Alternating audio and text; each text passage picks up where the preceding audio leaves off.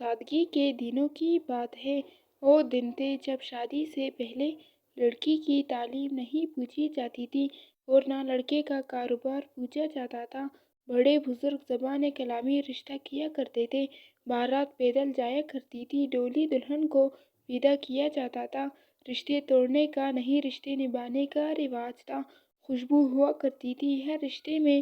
وہ جو دوست ہوا کرتے تھے وہ دوست ہی تھے، منافق نہیں ہوا کرتے تھے۔ جگن اتنی پڑھی لکھی نہیں تھی، غریب گھر کی بیٹی تھی، سادہ سی تھی، ابھی 16 سال کی تھی کہ بڑے بزرگوں نے اس کا رشتہ کر دیا۔ دور کا رشتہ دار ایک لڑکا تھا جو 10ویں پاس تھا۔ اس زمانے میں 10ویں پاس ہونا ماسٹر کی ڈگری کے برابر ہوا کرتا تھا۔ دونوں نے ایک دوسرے کو دیکھا نہیں تھا، بس بڑوں کے کہنے پہ شادی طے پائی۔ لڑکا جس کا نام شکور تھا بہت ہی اچھا لڑکا تھا۔ شادی سے کچھ دن پہلے اس کی آرمی میں بھرتی ہو گئی تھی سپاہی کے طور پر۔ جگن پڑھی لکھی تو نہیں تھی لیکن اخلاق ایسا تھا کہ کہیں بہتے ہوئے پانی کی لہروں کی خوبصورتی سا تھا۔ وہ خوبصورت تو نہیں تھی، سادہ تھی، زمانے کی چالاکیاں اس کو نہیں آتی تھیں۔ 3 بھائیوں کی اکلوتی بہن تھی لیکن اخلاق ایسا تھا کہ کہیں بہتے ہوئے پانی کی لہروں کی خوبصورتی سا تھا۔ وہ خوبصورت تو نہیں تھی، سادہ سی تھی، زمانے کی چالاکیاں اس کو نہیں آتی تھیں۔ 3 بھائیوں کی اکلوتی بہن تھی، بہت لاڈلی سی تھی، اپنے بھائیوں کی، اپنے ماں باپ کی۔ اس کو پڑھنا لکھنا نہیں آتا تھا لیکن وہ محبت کی آنکھیں پڑھ سکتی تھی۔ ماں باپ کی لاڈلی ایک نئے سفر پہ نکل گئی تھی، زندگی کی سرد ہواؤں کو جھیلنے کے لیے چل دی تھی۔ شادی کا دن تھا، شکور دولہا بن کے دروازے پہ آ چکا تھا۔ وہ دولہا بنا کوئی شہزادہ لگ رہا تھا، گھوڑے پہ سوار تھا، سر پہ سہرا تھا، اس کی نیلی نیلی سی آنکھیں جیسے کسی کو بھی گھائل کر سکتی ہوں۔ گلاب کا ہار پہنا ہوا تھا، وہ جیسے کوئی مہکتا ہوا پھول سا لگ رہا تھا۔ سب باراتی خوشیاں منا رہے تھے، رسم نکاح ادا ہوئی، دونوں محبت کے رشتے میں بندھ چکے تھے، ایک نئی زندگی کا آغاز ہو چکا تھا۔ وہ دونوں اجنبی ایک ہو گئے تھے۔ دونوں نے ایک دوسرے کو دیکھا نہیں تھا، بن دیکھے دونوں نے ساتھ نبھانے کی قسمیں کھائی تھیں۔ دونوں نے ایک دوسرے کو بنا دیکھے زندگی بھر کے لیے اقرار کر لیا تھا۔ رخصتی کا وقت، بھائیوں کی لاڈلی آج جدا ہو رہی تھی۔ وہ بھائی جو ہر بات پر بہن کو آواز دیا کرتے تھے، ان بھائیوں کی بہن کسی اور کا ہاتھ تھام کے پرائی ہوئی چلی تھی، آنسو چھلکتے ہوئے وہ رخصت ہو گئی تھی۔ آخری بار گھر کو پلکیں اٹھا کر دیکھا تھا، اس گھر کو خیرآباد کہہ کر ڈولی میں بیٹھ کر ودا ہو گئی۔ نئی زندگی منتظر تھی، نئے رشتے تھے، نئے چہرے تھے، گھر نیا تھا، ہر چیز پرائی تھی۔ پہلی رات تھی، شکور نے شکرانے کے نوافل ادا کیے، ہاتھ تھاما اور کہنے لگا، ہماری زندگی کا آغاز محبت آج سے شروع ہوا۔ بس میں اللہ سے دعا کرتا ہوں میں ثابت قدم رہوں، میں آپ کو سارے حقوق دے سکوں۔ شکور بہت ہی اچھا لڑکا تھا، کہنے لگا، میں امیر نہیں ہوں، کچا مکان ہے، چھت لکڑی کا ہے، بارشوں میں چھت سے پانی بھی ٹپکتا ہے، محنت کروں گا، انشاءاللہ ہم پکا گھر بھی بنا لیں گے۔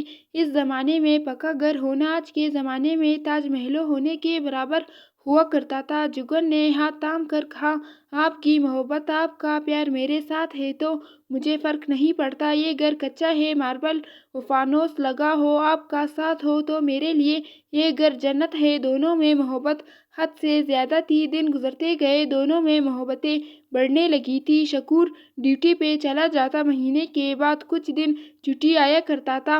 جگن کا سجنا سنورنا انتظار کرنا، وہ اس کچے مکان کو سنوار کے رکھتی تھی۔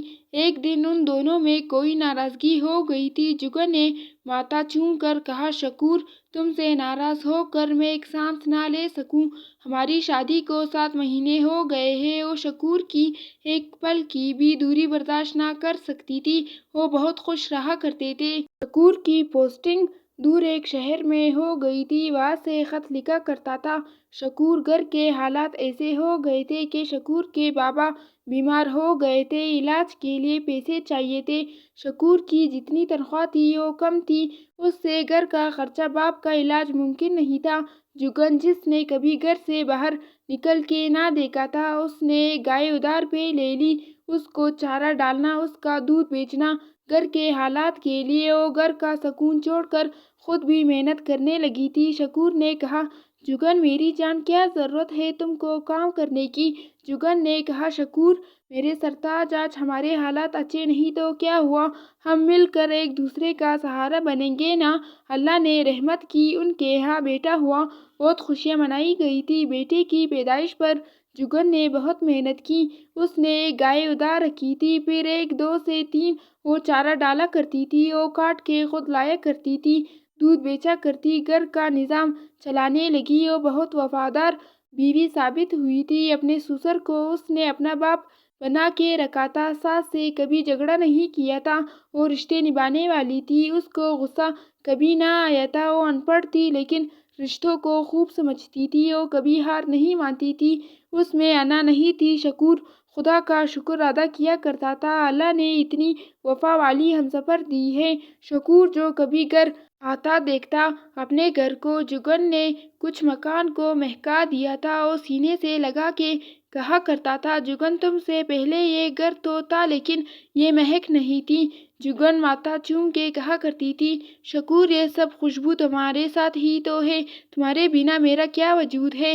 سب بہت خوش تھے، لیکن ایک دن آیا کہ شکور کے باپ کی موت ہو گئی، وہ دنیا چھوڑ کر چلے گئے۔ باپ کے جانے کے بعد شکور کا سہارا جیسے چھن گیا ہو۔ شکور بہت اداس رہا کرتا تھا۔ شکور کے باپ کے مرنے کی دیر تھی، سب رشتہ داروں نے نظریں پھیر لی تھی، سب نے کہا، جس گھر میں تم لوگ رہتے ہو ہمارا ہے۔ ایک نے کہا، میرے پاس اس کے پیپرز ہیں، یہ گھر خالی کرو جلدی سے۔ قسمت کا کھیل تھا، شکور کی ملکیت میں بس ایک ٹوٹی ہوئی حویلی تھی جس میں گائے بھینس بندھی ہوئی تھی۔ جگن پھوٹ پھوٹ کر رونے لگی، جس گھر کو اس نے دن رات ایک کر کے اتنا سجایا تھا، وہ گھر آج اس کا رہا ہی نہیں۔ شکور نے کہا، جگن مجبوری ہے، یہ گھر چھوڑنا پڑے گا۔ وہ اپنا سامان لے کر حویلی میں شفٹ ہو گئے۔ وہاں ایک کمرہ تھا، اس کے اوپر چھت کھجور کے پتوں کی تھی۔ جگن نے شکور کا ہاتھ پکڑا اور کہنے لگی، شکور اداس نہ ہو، میں ہوں نا آپ کے ساتھ۔ یہ وہ لمحہ ہوتا ہے۔ ایک کمرہ تھا جس میں 5 بچے اور شکور اور جگن سویا کرتے تھے۔ بڑا بیٹا 17 سال کا ہو چکا تھا، وہ دونوں سب کچھ بھلا کر اپنے بچوں کی پڑھائی پر دھیان دیتے تھے، کوئی بھی رشتہ دار ان کو اپنا نہ کہتا۔ جگن وقت کے ساتھ ساتھ بیمار رہنے لگی تھی۔ شکور ہاتھ تھام کر کہا کرتا تھا، جگن میری جان، میرا ساتھ چھوڑ کر نہ جانا، جب بچے جوان ہوں گے، ان کے بچے ہوں گے تو ان کو دکھایا کروں گا، دیکھو تم لوگوں کا باپ بچپن میں کیسا ہوا کرتا تھا۔ اپنے حالات بہت برے تھے لیکن شکور چاہتا تھا اس کے بچے پڑھ لکھ جائیں، کسی اچھے مقام پر پہنچ جائیں۔ جگن سارا دن گھر کے کام کیا کرتی تھی، گائے بھینسوں کو چارہ ڈالا کرتی تھی، وہ اپنے بھائیوں کی لاڈلی، اب دن بھر کام کرتی تھی۔ وہ اپنے ہمسفر کے ساتھ قدم سے قدم ملا کر کھڑی رہی۔ شکور کی آرمی میں مدت پوری ہو گئی تھی، آرمی سے ریٹائر ہو گیا تھا۔ گھر آیا، جو پیسے ملے تھے اس سے شکور نے بچوں کی پڑھائی کے لیے رکھ لیے۔ سب رشتہ دار ان کو منہ لگانا گوارا نہیں کرتے تھے کیونکہ ان کا گھر ٹوٹا پھوٹا سا تھا۔ ایک کمرہ تھا جس میں 5 بچے اور شکور اور جگن سویا کرتے تھے۔ ایک دن جگن بہت بیمار ہو گئی تھی، ایمرجنسی اسپتال لے کر گئے، سب بچے رو رہے تھے، بیٹیاں ماں کو دیکھ کر زور زور سے رونے لگی تھیں۔ جگن نے اپنی بیٹیوں کو چوما، کہنے لگی، اپنے بابا کا خیال رکھنا، میری شہزادیوں، بھائیوں سے نہ لڑنا، ایک دوسرے کے سر کو تیل لگایا کرنا، کنگھی کیا کرنا، میں اب زندہ رہوں یا نہ۔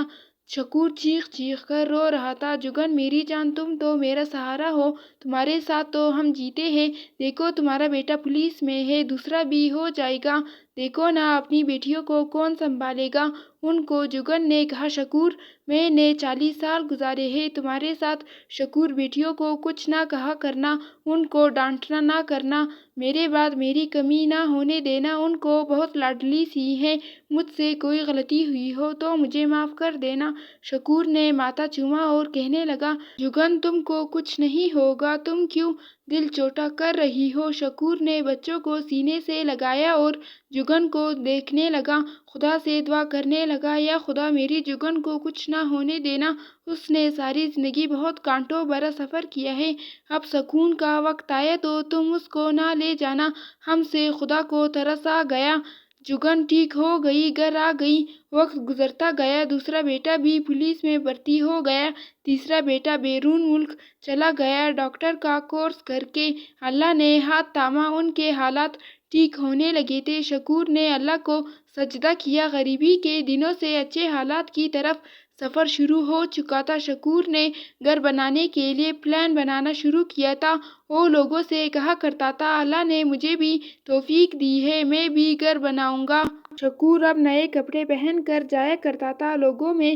ایک دن بیٹا اپنے پرانے دن یاد کر رہا تھا، کیا کیا گزری تھی، کیسے حالات سے گزارا تھا، کیا دن دیکھتے تھے، اسی سوچ میں تھا کہ دل میں درد ہونے لگا، درد برداشت سے باہر ہوا تو اسپتال لے گئے، ڈاکٹرز نے کہا ہارٹ اٹیک آیا ہے۔ جگن نے کہا شکور کیوں سوچتے ہو اتنا، اللہ کا شکر ادا کیا کرو، ہمارے حالات بہتر ہو رہے ہیں، بیٹے کمانے لگ گئے ہیں۔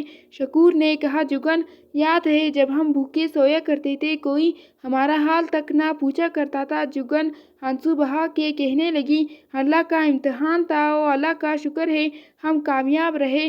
شکور کا درد بڑھتا گیا، دن بدن وہ کمزور ہوتا گیا، بڑے بیٹے کی شادی کر دی، اب شکور کی حالت بگڑنے لگی تھی۔